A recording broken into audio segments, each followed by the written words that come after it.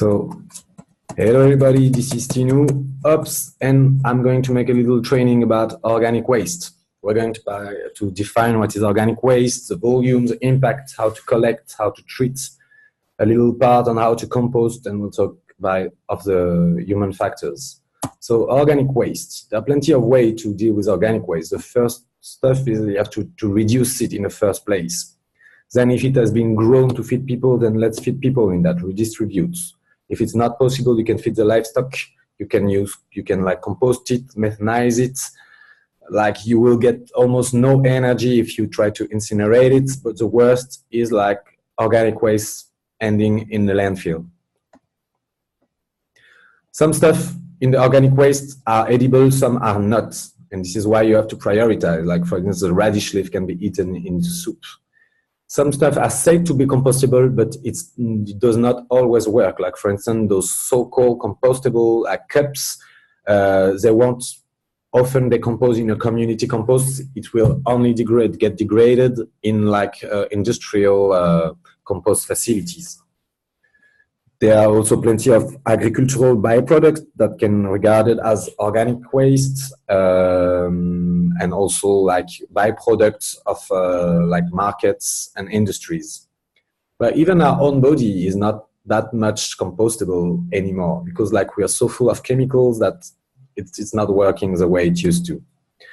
Of course, there are plenty of stuff like you can feel it when it's not compostable, because one, it's not natural, and if it's full of like flashy colors, gaudy colors, and like if it feels like plastic, so don't even try. There's a lot of argument about what can be composted, what is organic waste or not. Like all those stuff, like weeds and shells, they are organic and it's organic waste, but they might not be composted because in a community compost they will like stay just the way they are. And if you compost like those weeds, for instance, and do not reach a certain amount of like a certain temperature, it will not kill the seeds, and you will maybe end up spreading like undesired seeds in your compost. As I said, like some stuff like plastic bags are said to be compostable. For some of them it's true. For some of them it's only true if it's composted in industrial composting facilities. For a lot of them it's not true at all. It's not because it will degrade into tiny pieces that those tiny pieces are harmless from the environment. It might be even worse because it will enter the food chain. So check the environmental allegation before you trust anything. The volume of organic waste vary from one country to another. Like for instance, in France, the bin of the households contain something like 30% of organic waste, while in Lebanon it goes up to 60%. It has a huge impact, organic waste, on the global earth warming and climate change. Because like if food waste was a country, for instance, it would be the third biggest emitter of greenhouse gases. There are also plenty of problems because, as I said, people who are used to use like discardable cups, even if it's compostable, they will end up like throwing it anywhere. So it's not worth anything like buying compostable cup if you do not compost them. So what are the impacts? As I said, it's super important to separate from the very beginning and as soon as possible like organic waste from non-organic waste, because if you mix them together, you cannot recycle what's recyclable and you cannot compost what is compostable.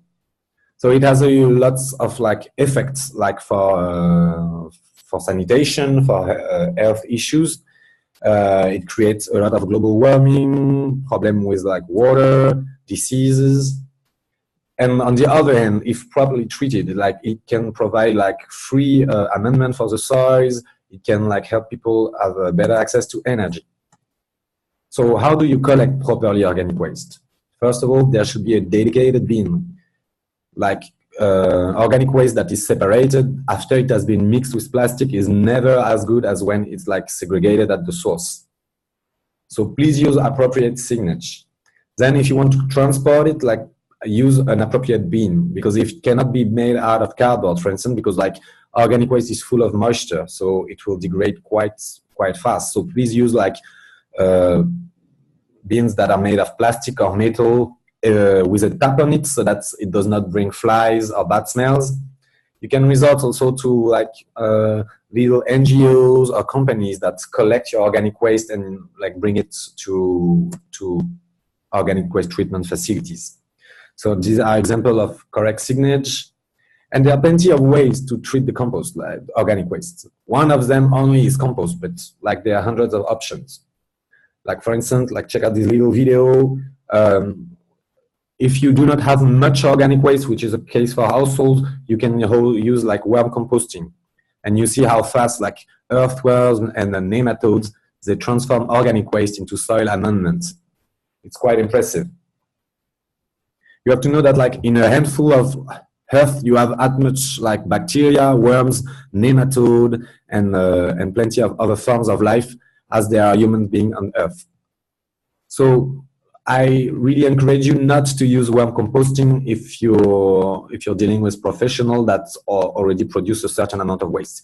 It only works for a household, and in certain very specific conditions it can work, but like it should be done by professionals at that scale.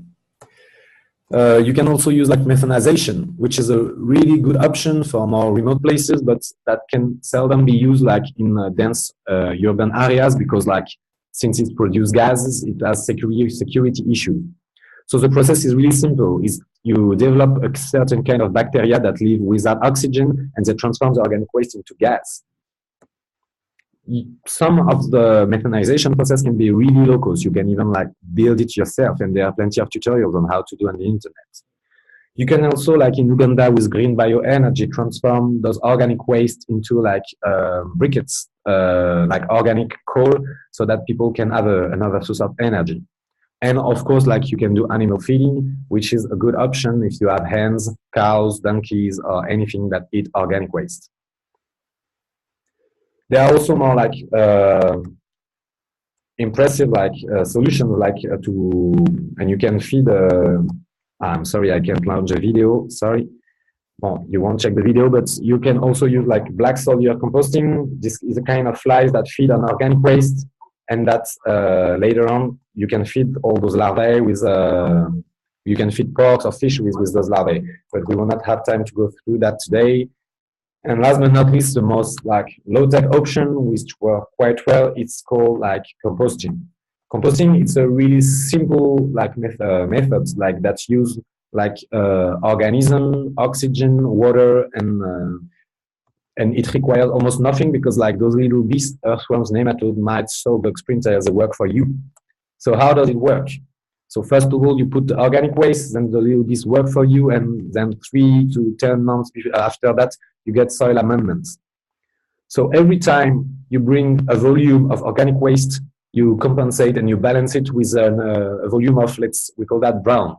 Brown, it's like shredded carbon. It can be dead leaves, newspaper, cardboard, and then you mix it all together.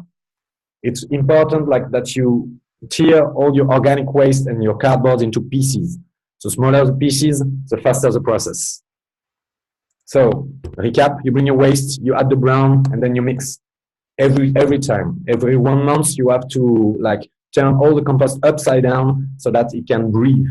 It can breathe, and so it will work faster.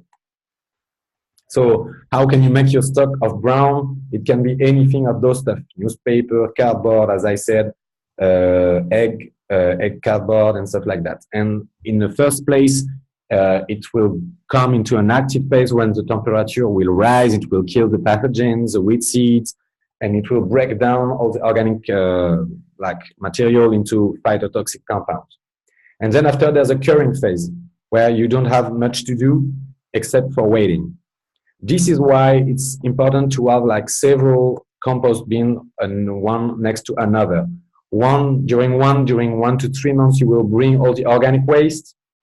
In the second one, when the first container is full, you empty it and you leave it and you put it in the second container for maturation so that you can like start the process all over again in the first container. And the third container is used to stock the brown.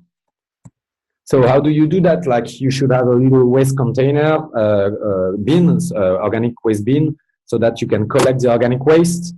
Then you can use gloves, forks, and a hose also, because like if the compost is too dry, it has to be watered. Please don't put your compost site anywhere because it will attract flies. And if you put your compost like just next to your neighbors, like they might complain about like the flies or the smell or the rats. So people tend to think that, oh my God, what am I going to do with all those composts? I don't know what to do. Like, that's really easy. Like, you just have to put it in a bag and put it in any like public spaces in the countryside, places where there are trees. And it's not so, the volume are not so big because like the volume of organic waste after it's composted, it will diminish by something like 2/3. So there are plenty of composting technologies.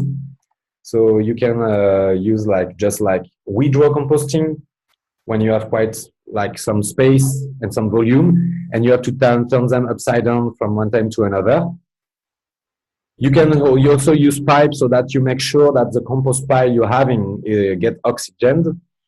If it's not working fast enough, like you can even like put fans in the pipe so that it blow air in your compost pile and the process will go even faster. Yeah, there are like vessel composting, so that it's a barrel that turns upside down so that it gets mixed and you don't have to use so much effort to turn the compost upside down. And last but not least, the most common one is like composting bin. And each of those like composting techniques have like advantage and drawback. Some require less investments but need more space. Some are faster than the other. Last but not least, let's talk about human factors.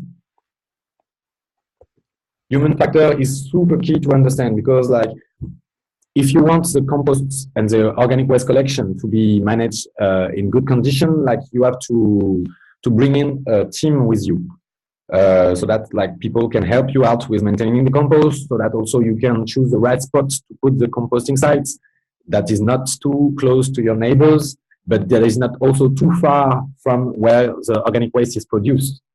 You should also talk with your neighbors so that you can also have inputs of ground that does not cost you anything. As I said, it might happen that you go on holidays or that you get sick, and it's important that other people than yourself are trained to maintain the compost. Otherwise, like it will bring problems. And last but not least, like if you want to have a proper follow-up, if you want people not to misuse the compost, you should have like proper signature. You can also like communicate with your stakeholders, like for instance your clients, so that you can involve them into like having better like organic waste segregation. So how do you do that? Like you can make little like events, monthly or quarterly events, where you train new people to manage the compost. When people like can bring in worms or like take the compost home, like to feed their trees. And this is a good opportunity to talk about like how to better manage the waste. So this was a little training about organic waste management. I hope you liked it. And if you have further questions, please do not hesitate to ask on the Facebook group, on Messenger, or on WhatsApp. See you guys.